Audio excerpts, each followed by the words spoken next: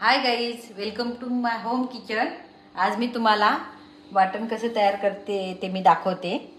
आता प्रथम मी गॅस पेटवते, खोबरं भाजून घेते। भाजण्यासाठी वरती ही एक जाळी ठेवले, त्या जाळीवर मी हे भाजून घेणार आहे। काळा मसाला तयार करते। त्या दिवशी मी बिरट्याची भाजी बनवली, तर त्या भाजीत सुद्धा हेच वाटण घातलं। तर कोणतं वाटण तयार करायचं कसं तर ते मी तुम्हाला दाखवते। आता हे भाजून घेते प्रथम। हे बघा, आता खोबरं बऱ्यापैकी भाजत चाललंय, वास पण चांगला येतोय त्याचा। आता थोडं असं पलटी मारून घेते, म्हणजे चारी बाजूनी त्याला आग लागेल। याला काळा मसाला बोलतात। आता हा काळ्या मसाल्याचं जेवण जर केला ना, जेवण खूप टेस्टी होतो।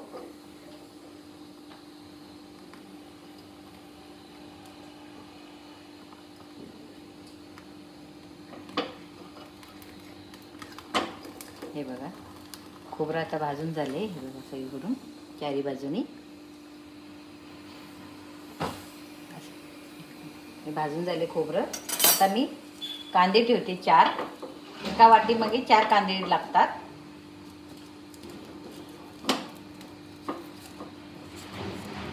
अशा प्रकारे लावून ठेवलेत,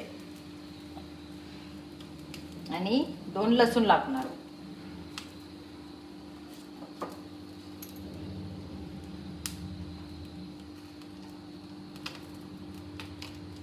चारी बाजूला 4 कांदे लावून ठेवलेत असे,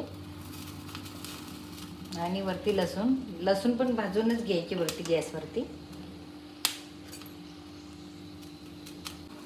लसूण साईडने चांगली शेकली गेले। आता पलटी मारते थोडी तिला, चारी बाजूने शेकवायला पाहिजे। लसूण पटकन शेकली जाते, कांद्याला वेळ लागतो। तर लसूण या साईडला फिरवते, या साईडने पण शेकवते चांगली।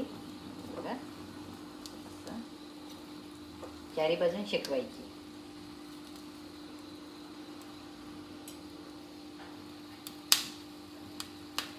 भाजून झाली की मग ती लसूण सोलून घ्यायची।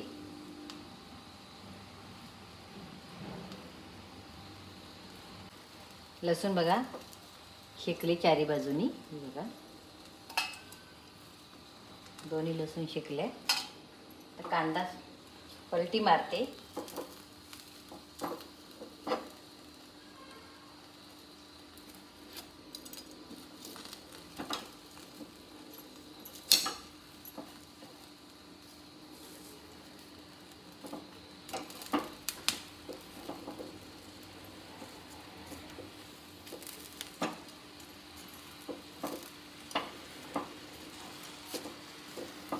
कांदा पण शिकतोय बघा चांगला।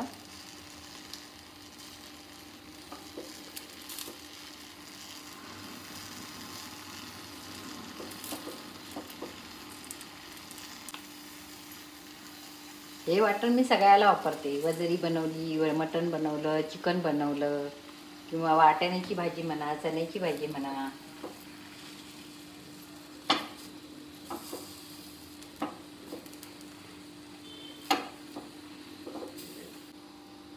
कांदा आता दुसऱ्या बाजूने परत शेकवते, पलटी मारायला लागतील। आता एक बाजू शेकली ना, चुलीचे निखारे असले ना तर मस्त कांदा खोबरं चांगलं भाजलं जातं। आपल्याकडे चूल नाही गॅसवरती, मग असं अशा टाईपनी अशा पद्धतीने भाजायचं।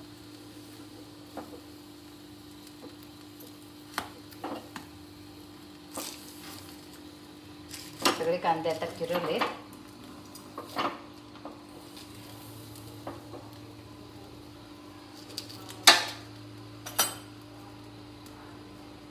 तर होत आले, हे बघा शेकत आले कांदे।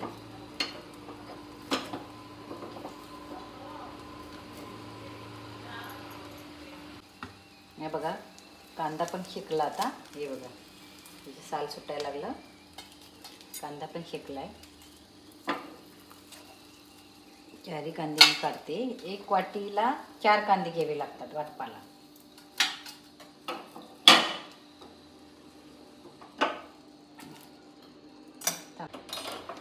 गॅसवरती तवा ठेवला आहे. तर त्या तव्यावरती मी हे थोडीशी लवंग घेतली, एक दालचिनी घेतली, थोडेसे धने, थोडीशी बडीशेप आणि खसखस घेतली. तर हे सगळं मी आता भाजून घेणार. खसखस खूप बारीक असल्यामुळे ती पहिली भाजून घ्यायची कमी आचेवर, म्हणजे थोडासा तवा गरम झाला की लगेच. आणि धने बडीशेप वेगळे एकत्र भाजायचं, लवंग आणि दालचिनी वेगवेगळी भाजायची. तवा गरम झाला आहे, खसखस टाकते त्याच्यामध्ये.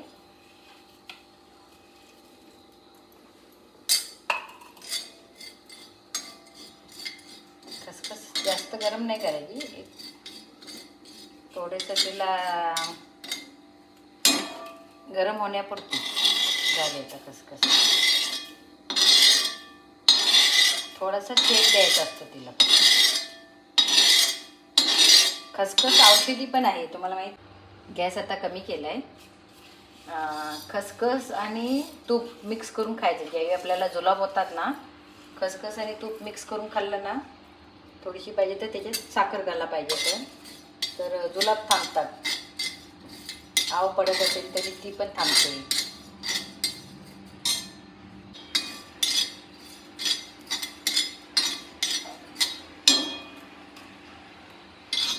बडीशेप भाजले चांगले.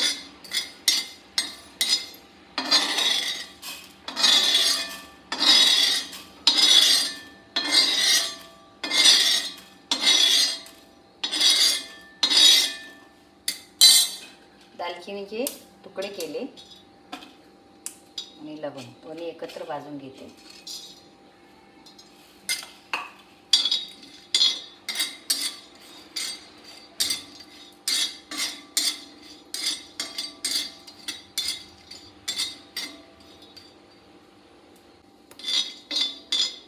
वास यायला लागला, भाजून झालं चांगलं. आता काढते त्याला. मी जो तिखट मसाला वापरते ना, तो गरम मसाला मिक्स आहे, त्याच्यामध्ये घरगुती मसाला आहे.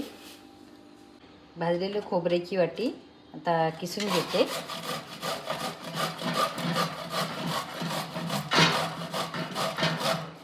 आल्याचा छोटासा तुकडा घेते, कट करून घेते ते.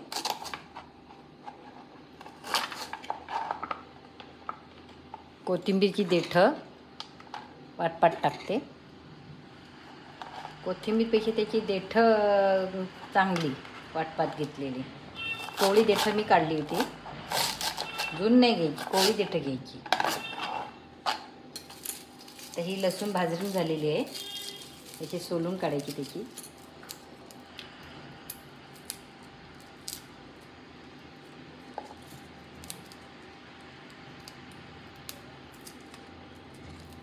लसूण सोलून घ्यायची अशी.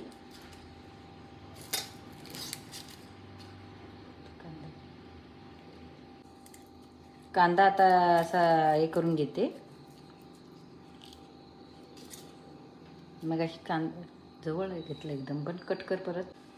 भाजलेला कांदा घेते, त्याचं हे काळं झाले ना वरचं टोक ते काढून टाकायचं आणि कांदा घ्यायचा असा कट करून. भाजलेला त्याने जास्त कट करून केला नाही चालतो.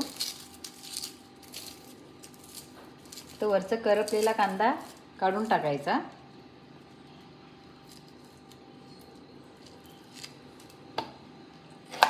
दोन तुकडे केले तर लगेच निघतात ते. गरम झाले चांगलं, ते नरम झालं. खोबरं सगळं किसून घेतले, तर याचे तुकडे मोठे मोठे राहिले त्याचे बारीक तुकडे करून घ्यायचे चाकूने वगैरे. आणि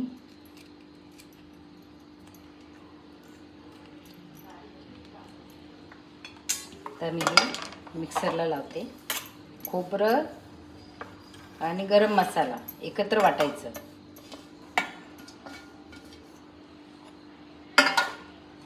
हा गरम मसाला एकत्र वाटायचा.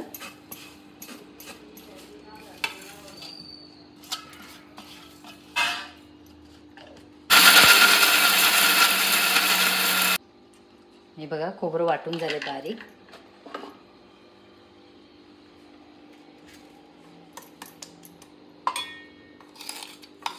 खोबरं वाटून झाले पूर्णपणे.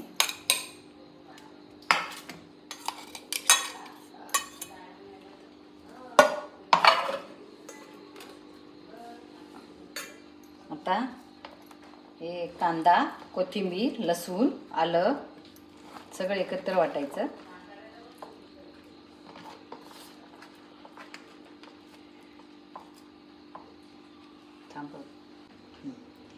एक चमचे मीठ टाकते याच्यात. मग कांदा चांगला वाटला पण जातो. आणि दुसरं म्हणजे जर लाईट गेली तर मीठ टाकून ठेवल्यामुळे वाटण खराब होत नाही, म्हणून मीठ टाकून वाटायचं मिक्सरला.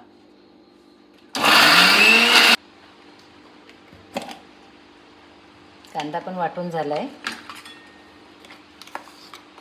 हे बघा. तर दोन्ही खोबरं आणि कांदा हे सगळं एकत्र करून घेते आता.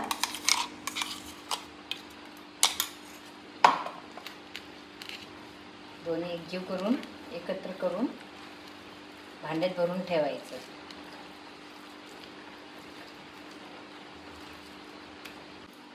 हे एकजीव करून घेतलेलं खोबरं आणि कांदा पुन्हा मिक्सरला जरा लावते. म्हणजे मिक्सरला लावल्यावर पुन्हा एकत्र मिक्स होईल चांगल्या प्रकारे.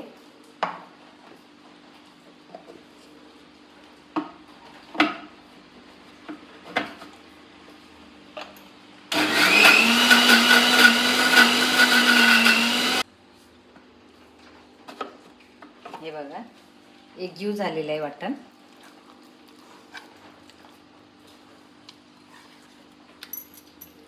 तर हे वाटण मी टोपात भरून ठेवते.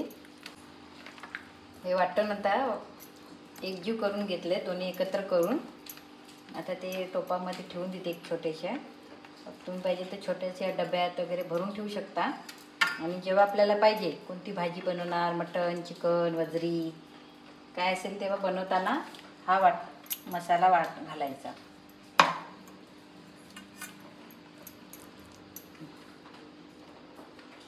हा झाला काळा मसाला. अशा प्रकारे तुम्ही वाटण तयार करू शकता. हे वाटण आता तयार आहे. फ्रीजमध्ये ठेवून देते. 4 दिवस तुम्ही हे फ्रीजमध्ये वाटण काढून वापरू शकता.